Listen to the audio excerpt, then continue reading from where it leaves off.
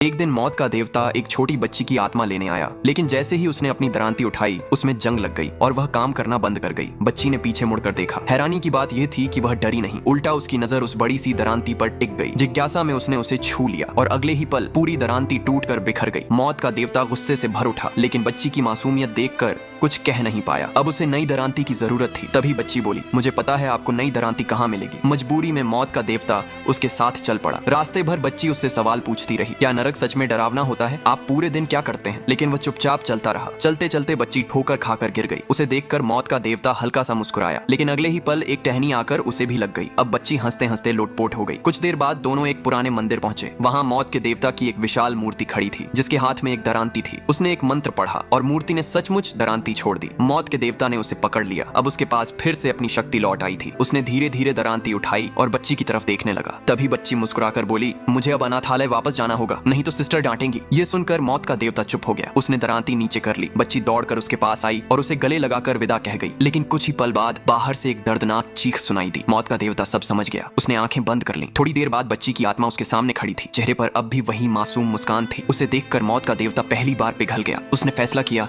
कि अगली जिंदगी में वह इस बच्ची को ऐसे घर भेजेगा जहां उसे सिर्फ प्यार मिले, दर्द नहीं। कभी कभी मासूमियत इतनी ताकतवर होती है कि मौत का दिल भी बदल देती है।